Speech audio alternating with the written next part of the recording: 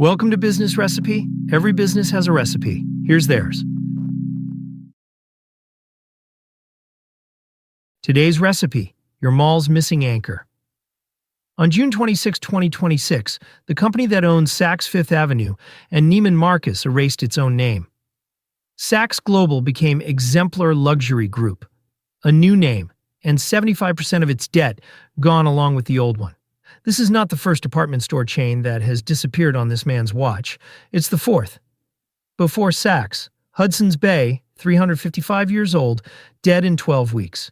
Before that, Lord & Taylor. Before that, Fortunoff, gone within a year of the day he bought it. Same buyer every time. His name is Richard Baker. Here's what this recipe contains. First, the ingredients. Who Richard Baker actually is and why every acquisition he's made for 20 years looks the same on paper before it ever opens for business. Second, the method. The real estate playbook. He ran on 4 separate companies, extracting value whether the stores lived or died. Third, the result. 9,300 jobs gone at Hudson's Bay alone, a woman in Pennsylvania who fought Baker's company in court and lost, and the exact legal mechanism that let it happen. By the end, you'll have 3 signs that tell you when a turnaround was never actually built to turn around. In 2006, Baker bought his first department store chain. He had never run one before. Baker had built his career at Apollo Real Estate Advisors and then National Realty and Development Corp., firms that bought and repositioned commercial property, not firms that sold merchandise. Federated Department Stores had absorbed Lord & Taylor the year before in its merger with May Department Stores, decided the chain didn't fit, and in January 2006 announced it was for sale. That June, Baker's new partnership, NRDC Equity Partners, won it. $1.2 billion for 48 stores, a Manhattan flagship, and a distribution center in Wilkes-Barre, Pennsylvania that would matter again 14 years later. 2 years later, in 2008, NRDC did it twice more in the same 12 months.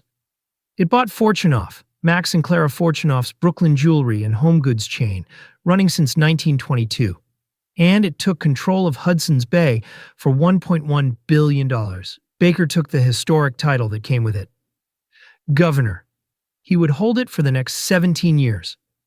3 department store chains? 2 years. 1 buyer with no retail operating background, betting that what mattered wasn't how well the stores sold merchandise. It was what the real estate underneath them was worth. The ingredients were in place. The question was what he'd do with them. Here's the method, and Fortunoff shows you all of it on Fast Forward. Weak holiday sales in December 2008, a recession-crushing high-end furniture and jewelry, 9 months of financial statements showing a $42 million operating loss on $260 million in revenue. In February 2009, Fortunoff filed for Chapter 11. Liquidation sales started February 25th. By the first week of June, an 86-year-old family business was gone. The Fortunoff family bought back their own name a month later for whatever it was still worth. At Hudson's Bay, the same method just took longer because there was more real estate to extract. 3 years after buying HBC, Baker sold the leases under its Zeller's discount stores to Target for $1.8 billion, more than he'd paid for all of Hudson's Bay. Cadillac Fairview paid $650 million for HBC's flagship Toronto store, which Baker then leased back. Sell the building, keep paying rent to use it, the store never has to close for the money to move. RioCan Realty paid $325 million for a joint venture on 12 more properties. And in 2017, he sold the Fifth Avenue building underneath Lord & Taylor's flagship to WeWork for $850 million, while Lord & Taylor kept operating a fraction of the store it used to fully own, a tenant now in its own building. When the pandemic hit in 2020, Baker's company simply stopped paying rent at some Hudson's Bay stores altogether, then sued the landlord who objected. None of these deals required a single dress to sell. That was always the point. And now, finally, we can see exactly what it cost. March 7, 2025, Hudson's Bay filed for creditor protection. By June the 1st, every store was closed. 12 weeks, start to finish. 9,300 employees lost their jobs.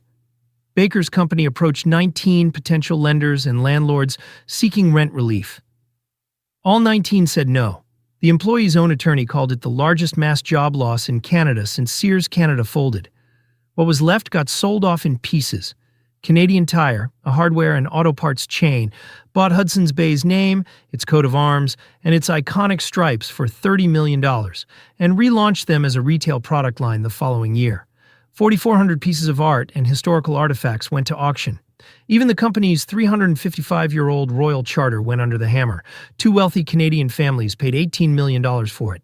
Uncontested, 15 million square feet of retail space sat empty across Canada. Lord & Taylor's ending was quieter. But this is where the mechanism starts to matter. In 2019, Hudson's Bay sold Lord & Taylor to a startup called Le Tote and kept a 25% stake in the buyer for itself. Hudson's Bay also agreed to keep covering Lord & Taylor's store leases for at least 3 more years, an estimated $58 million a year. Money that kept flowing on schedule, the same way the severance money would later not.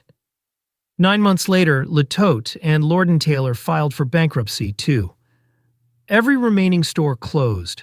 2 companies gone, and not $1 of the real estate money that had flowed out for years ever came back to defend them.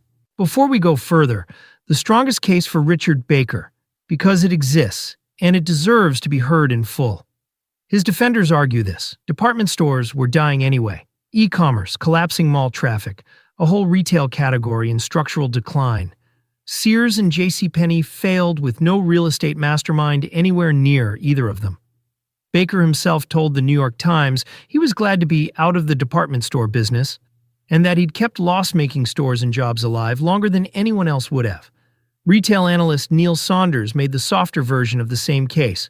Excessive debt is a retail killer, not any one person.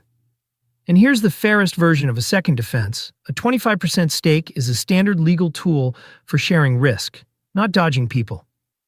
Both are real arguments. Sears failed under different owners. JCPenney failed under different owners. But neither defense explains the timing.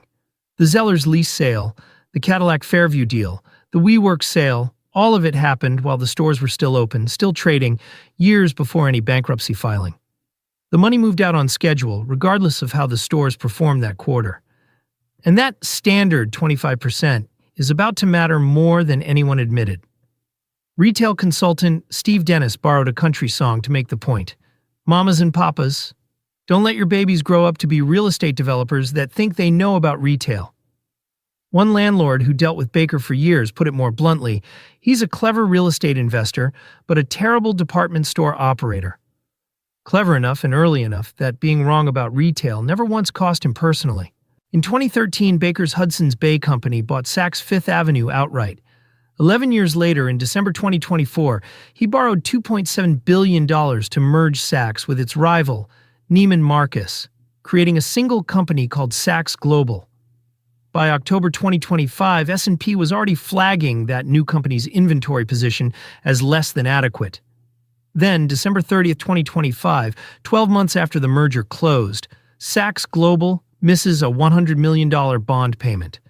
Mark Metrick, 30 years at the company, CEO since 2020, resigns days later to pursue new opportunities. He told reporters, "This is a hard business, even when times are good." Baker makes himself CEO on January 2nd, 2026. 11 days after that, Saks Global files Chapter 11 in Houston, $3.4 billion in debt, and Baker steps down as CEO that same day. His replacement is Geoffroy Van Raemdonk, the former CEO of Neiman Marcus, brought back to fix a bankruptcy at the exact company he'd already rescued from 6 years earlier. Weeks later, Saks Global's creditors subpoena Baker directly, his communications with Metrick, and records of any art or jewelry he personally lent, sold, or leased to the company he ran. Baker fights it in court. His lawyers eventually turn over documents. The demand gets dropped. No wrongdoing is proven. But a bankruptcy court had to ask the question at all. Luxury brands like Chanel were owed roughly $700 million when the filing hit. Now remember that distribution center in Wilkes-Barre, Pennsylvania, bundled into the Lord & Taylor deal back in 2006. A sales staffing coordinator named Roxanne Cope worked there for 7 years. Laid off in March 2020, she applied for the richer severance plan Hudson's Bay offered its own people. Denied, she sued. The court's answer came down to one number, Hudson's Bay owned 25% of Lord & Taylor's new parent company. The severance plan required 80% ownership to count as a true affiliate. 25 isn't 80. Case dismissed with prejudice. Her appeal failed too. That's the turn. The same ownership math that let Hudson's Bay profit from selling Lord & Taylor is the exact math that let it owe a 7-year employee nothing. If this is the first time you're hearing numbers like that, that's exactly why this channel exists. Subscribe. Cope wasn't the only one who paid for this recipe. 435 jobs, gone from the Pottsville, Pennsylvania distribution center in March.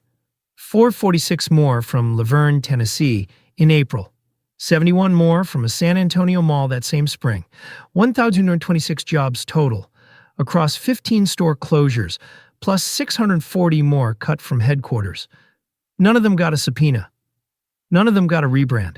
Every acquisition that ends like this leaves the same 3 signs. Here's how to spot the next one before the funeral. Sign 1. Check where the buyer made their money before this deal. Richard Baker built his career at a real estate advisory firm and a property development company. Not one day running a retail operation before he ever owned a department store. When a buyer's entire background is property, the stores were never the asset. The real estate was. Sign 2. Watch what gets sold in the first few years, not the last few. Baker sold the Zellers leases 3 years after buying Hudson's Bay. He sold the WeWork building 11 years after buying Lord & Taylor's real estate. Both sales happened while the stores were still open, still fully staffed, still ringing up sales. If the landlord is cashing out before the tenant even struggles, the tenant was never the plan. Even the newest version of the pattern moved fast. Baker closed the $2.7 billion Neiman Marcus deal in December 2024, and Saks Global missed its first bond payment just 12 months later. Sign 3. Find the ownership percentage buried in the fine print. 25% looks like commitment. Structurally, it's something else. Enough ownership to benefit if a sale performs well, not enough to inherit the obligations if it doesn't. Whether or not that was ever the design, that's exactly how it played out for a 7-year employee named Roxanne Cope. 4 companies, 4 collapses, 20 years. You're not looking for a company that's bad at retail. You're looking for a company that was never really in retail to begin with. Exemplar Luxury Group is the 5th name on this stage. Lord & Taylor, Fortunoff, Hudson's Bay, Saks Global. Now Exemplar. 5 names, 4 collapses, 1 recipe. The stores are still open. The name just doesn't have to answer for what came before it anymore. If this changed how you'll read the next corporate rebrand you see, subscribe to Business Recipe. Next time, a company that found an even faster way to make a 100-year-old name disappear without ever filing for bankruptcy at all. Today's recipe complete. So, what business should we crack open next? Drop the company name in the comments. We read them. If you want more case studies like this one, subscribe. New recipe every Tuesday.